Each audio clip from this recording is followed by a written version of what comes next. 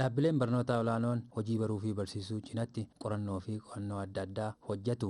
Ogeeyyiin isaan barsiisan bara baraan akkuma barnoota xumuraniin hawaasa tajaajilu. Hojiin qorannoo fi qo'annoos hawaasa naannoo dhaabbileetti argamanii hanga biyyaatti irraa fayyadamu. Mootummaanis haga galtee imaammataatti itti tajaajilama. Haaluma kanaan yuunivarsiitiin naannoo Oromiyaas dirqama hawaasaa fi naannoo akkasumas biyya tajaajiluu qabu milkeessuuf waan hojjetaa jiru qophii har'aatiin ilaalla.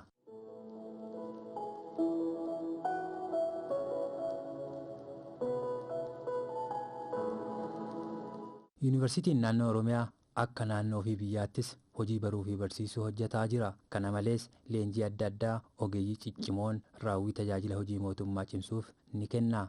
Qorannoo garagaraas gaafii dhaabbilee mootummaa fi dhuunfaa irraa dhufu akkasumas ofii isaaniitii dhiyeessanii fi ni hojjetu. Tajaajila gorsaas mootummaaf ni kennu. Yuunivarsiitiin naannoo Oromiyaa hojiiwwan gurguddaa inni hojjetu keessaa qorannoon tokkicha. Qorannoo hin qorata. Leenjii hin leenjisaa, barnoota hin barsiisaa. Qorannoo qoratu irraa ka'ee immoo mootummaa gorsa. Imaammata irratti, hojimaata irratti, waan jiru irratti, waan tattaaffii mootummaan godhu irratti gumaacha guddaa gumaacha. Yuunivarsiitii naannoo Oromiyaa kan adda godhu keessaa inni tokko qorannoon taasifamee xumurame sheelfii irra hin taa'u nu biratti. Yeroo baay'ee qorannoon itti taasisnu harki jireessi waajjira kam ilaala, eenyuun ilaallata ka jedhu jalqabaan hojjetamuu qaba, ilaalamas. Achi booddee erga xumuramee yaadni furmaata bifa imaammataaf tolutti waajjira ilaalamuuf hin kennamu. Waajjirri sunis akka barbaachisummaa isaatti dhugaa jiru duukaa mirkaneessee imaammataaf qajeelfamaaf oolchataa jechuudha. Hojiin guddaan wayita ammaa kana yuunivarsiitiin naannoo Oromiyaa hojjetaa jiru keessaa qorannoon isa tokkodha. Bu'uuruma kanaan qorannoo jechuun maal jechuudha jennee ogeeyyii gaafanne. Yaadni qorannoo jedhamu kun akka yaadatti hoggaa ibsinu gaafii tokkoof dhimma tokkoof ragaa irratti hundaa'uudhaan deebii kennuu fi dhimma tokko ibsuu maalummaa isaa agarsiisuu jechuudha. Kunis adeemsa kan qabu piroozijarii kan qabu qajeelfamoota irratti kan hundaa'e mala ittiin deeman kan qabu namni tokko mala sanaan karoorfatee adeemsa sana keessa darbee gocha ittiin deebii sana deebisu waan tokko ittiin ibsu jechuudha. Waa'ee qorannoo haasa'uuf rakkoon jiraachuu qaba. Sababiitti qorannoon barbaachisee fi nuyis qorannoo adda addaa waan nuyi qorannuu fi wannoota qoranne sanarratti bu'uura rakkoo sanaa adda baasuuf.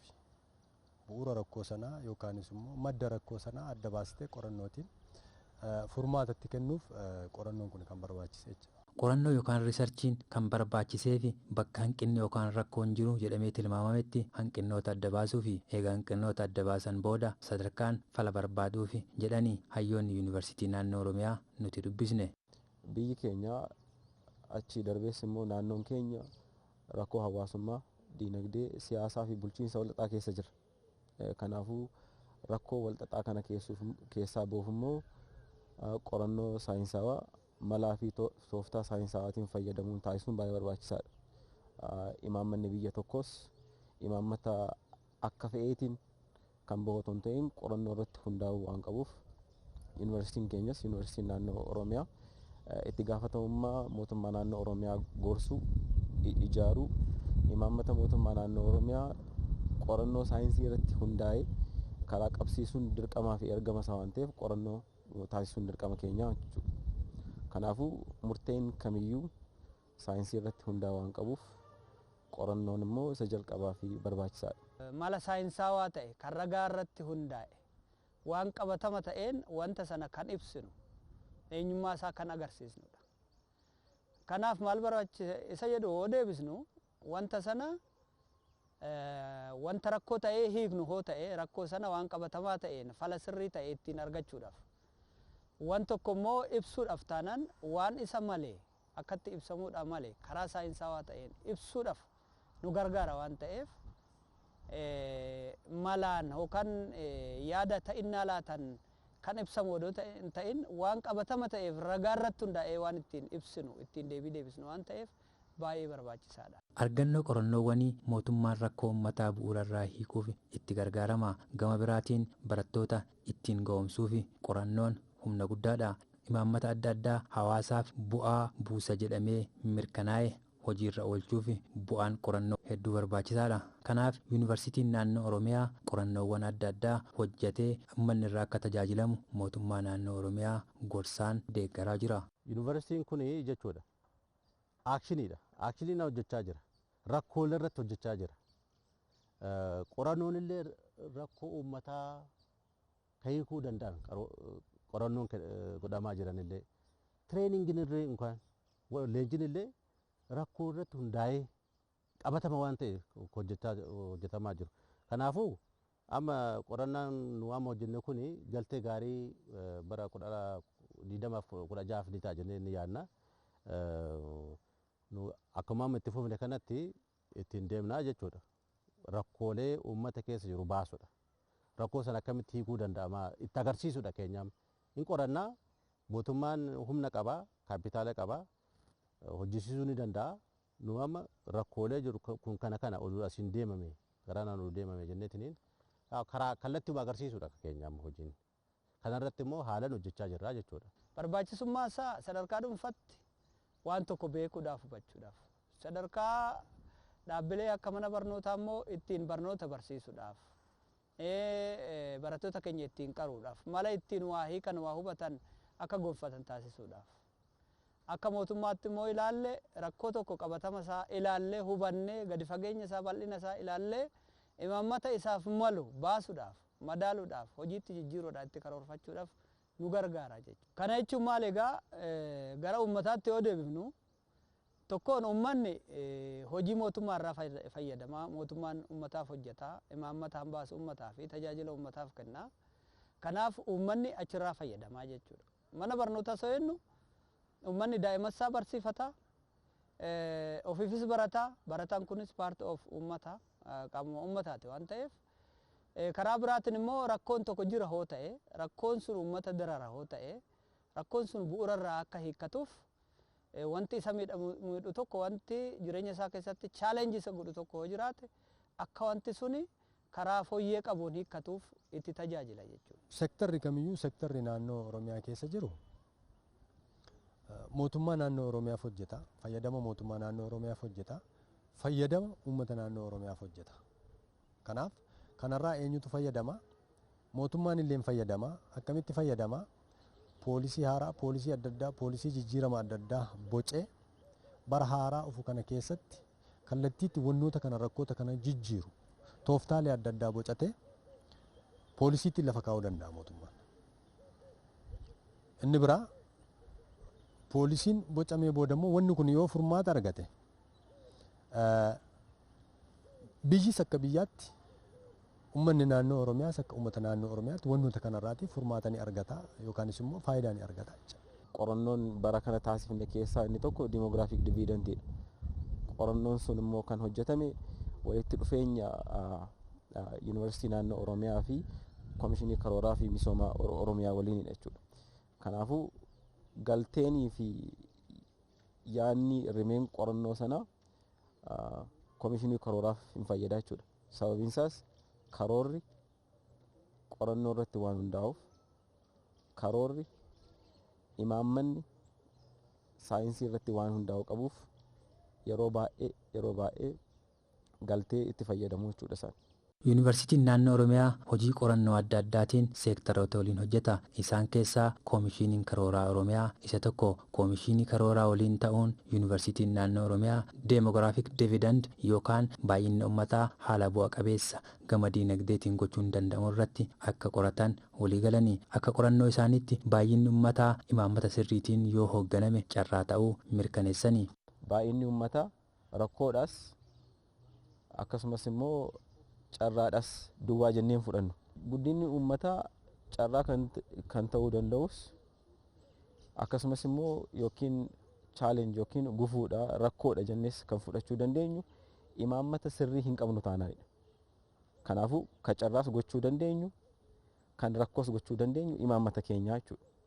Kanaafuu demographic dividend qorachuunis kan barbaachise guddina jiru, guddina uummataa jiru akkamitti faayidaaf oolchinaa, akkamitti carraa goonaa, akkamiin immoo rakkoo isaa hir'isna kan jedhudha jechuudha. Kanaafuu demographic dividend jechuun caasaa uummataa, baay'ina uummataa guddachaa jiru kana akkamitti dantaa diinagdeef oolchina jechuu adda baafachuuf jechuudha. Demographic dividendiin kun baay'inaan eessatti beekama beektaa?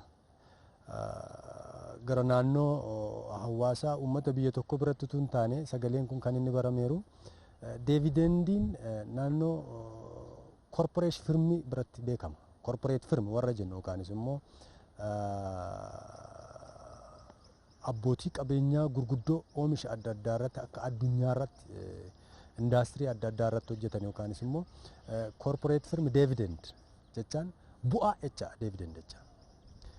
Gara qorannoo keenyaatti yeroo deebinu demographic dividend jechaan akkamitti uummata biyya tokkoo bu'aa qabeessa taasisnaa, uummanni biyya tokkoo biyya sanaaf akkamitti bu'aa buusuu danda'a, sanammoo akkamitti gochuu dandeenya. Tokkoffaa fayyaa uummata sanaa qixa sirrii ta'een tiksuun, lammaffaa dandeettiitiin ijaaruutiin yookaanis immoo barnoota gahaa ta'e kennuutiin, inni sadaffaan immoo gaggeessummaa sirrii ta'een uummata sana gaggeessuutiin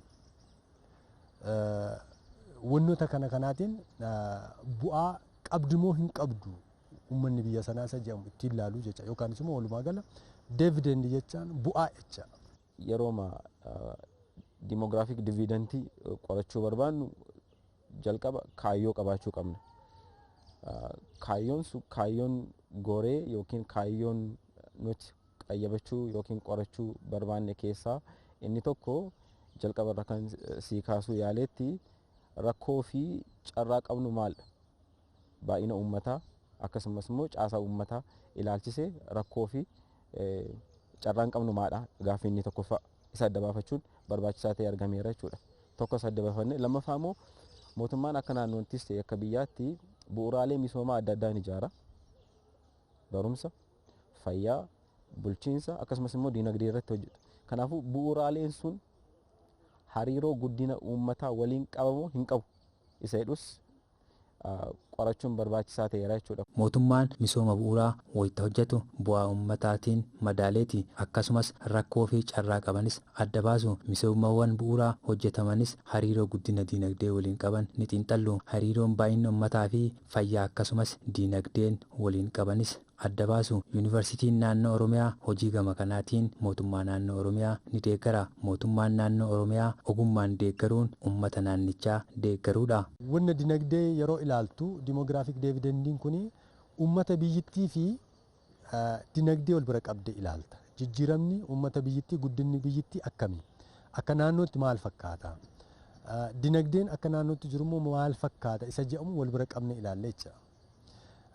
Kanaaf daayinaamikiin uummata naannoo Oromiyaa fi guddinni dinagdee sadarkaan inni yeroo irraa yerootti guddachaa jiru wal bira qabne yeroo ilaallu haga barbaadamu miti. Yeroon siin jedhu humni oomishuu danda'u naannoo Oromiyaa keessa jiru baay'ee guddachaa jira. Naannoo waggaa 20 daataa yookaan immoo odeeffannoo waggaa 20ti kan fudhannee ilaalle humni oomishuu danda'u kun humni hirkattummaa hin taane humni ofii hojjetee waa fiduu danda'u kun baay'ee dabalaa jira. Baay'ee dabalaa jira. Garuu gara guddina dinagdee akka naannoo Oromiyaatti immoo yeroo ilaallu yookaanis immoo likkeetii GDPtiin yeroo ilaallu guddachaas deemu dinagdeen naannoo Oromiyaa jiru kun sadarkaa warra humna oomishuu kana jiru faana wal bira qabne yeroo ilaallu garuu ammayyuu nafa.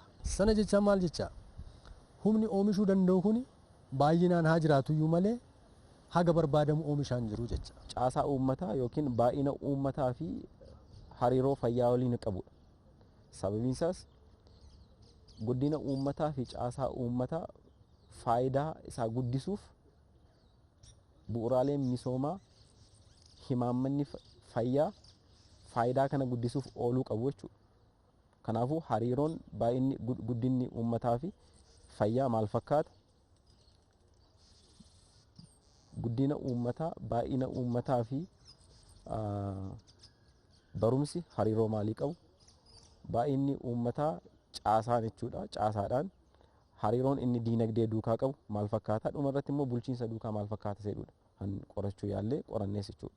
Humna oomishuu danda'u hedduu akka Oromiyaan qabdu mirkanaa'ee humni oomishu guddaan Oromiyaan qabdu ammas eeggataa fi harkamaatii ilaala jedhame. Kunis aadaan hojii laafaa ta'uu fi humni ogummaa barates mindeeffamuuf hawwuu malee hojii uumuun ammas hin jiru akka qorattoonni yuunivarsiitii naannoo Oromiyaa mirkaneessanitti. Guduunfaa qorannoo kanarratti akka yaadamaatti yaada furmaataa jennee keenyeerra.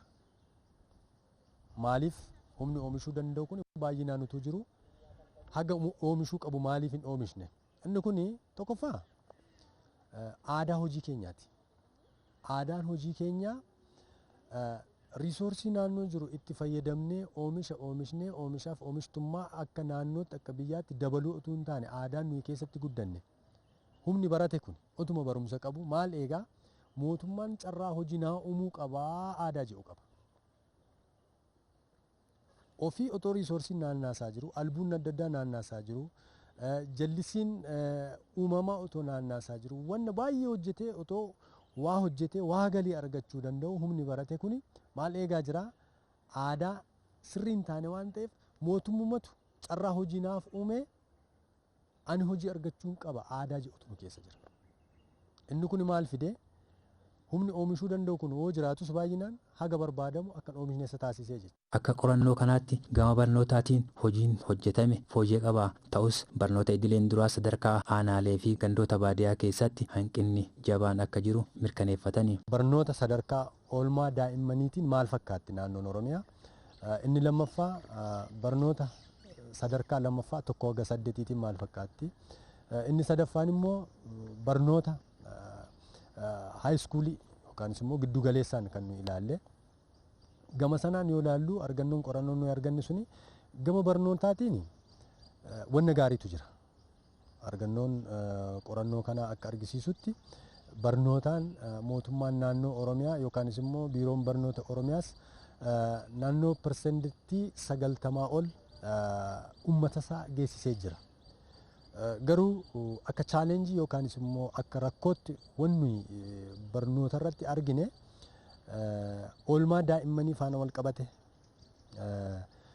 naannoo magaalaa fi naannoo zoonota gara baadiyyaa irra jiranii yeroo wal bira qabne ilaallu adda addummaatu jira. Ammayyuu uummanni fedhii barnoota oolmaa daa'immanii qabu naannoo baadiyyaa irra zoonii irra jiru haga barbaadamu barnoota argatee hin jiru. Hanqinoota adda baasan furuuf barnoota idileen duraa fi humna oomisha naannoon qabdu seeraan itti fayyadamuuf ciminaan irratti hojjetanii biyya guddisuu akka qaban guduunfaa qorannoo yuunivarsiitii naannoo Oromiyaati. Jijjiirama ilaalchaa humna oomishuu danda'u kanarratti leenjii kennu. Jijjiiruu aadaa hojii keenya jijjiiruu sammuu humna oomishuu danda'u kana haala jijjiiruu dandeenyu irratti leenjii kennu. Lammaffaa mootummaarraa carraa hojii uumame eeguurra humni oomishuu danda'u kun humna qaba waan ta'eef meentaalis fiizikaalis waan humna qabuuf oomishuu waan danda'uuf oomishee guddina dinagdee fiduu waan danda'uuf nuyi akka furmaataatti kan nuyi qorannoo kana uumarratti lafa keenya leenjii intarpireenarshippii akka kennamu gochuu. Barnootaan ammayyuu mootummaan naannoo Oromiyaa gama oolmaa daa'immanii faana wal qabate naannoo baadiyyaa aanaa zoonii irratti ammayyuu fedhiin achi sana jiruuf sadarkaatti manneen barnoota oolmaa daa'immanii jiru wal madaalaa hin jiru. Achirratti mootummaan akka mootummaatti yookaan immoo biiroon barnoota Oromiyaa itti gaafatamummaa fudhatee wanna kana babal'isuu qaba. Wal simsiisuu akka qabu lafa keenya jirra. Yuunivarsiitiin naannoo Oromiyaa bu'aa qorannoo isaanii seektarootaa fi koomishinii karooraa Oromiyaatiif kennu. Bu'aa argame isaanii kennuun wanti barbaachiseef seektaroonni hanqinni isaanii baranii irratti akka hojjetanii fi koomishiniin karooraas karoora mootummaa bara itti aanuu keessatti galfatanii akka irratti hojjetanii fi qorannoowwan hojjetan hojiirra ooluu isaanii ni hordofa. Bakka deeggarsa barbaachisuttis duukaa bu'anii deeggaru. Qorannoon kun irra deebi'amee akkamitti bifa kamiin himaammata fayyaa keessa seenuu qaba, bifa kamiin akkamitti himaammata barnootaa keessa ooluu qaba, akkasumas immoo yaadni furmaata dhiyaate kun akkamitti diinagdee keessa imaammata diinagdee keessa seenuu qaba isa jedhu waliin mari'achuun sagantaa marii qopheessuun waliin haasa'uun hordofiin hin barbaachisa dirqama.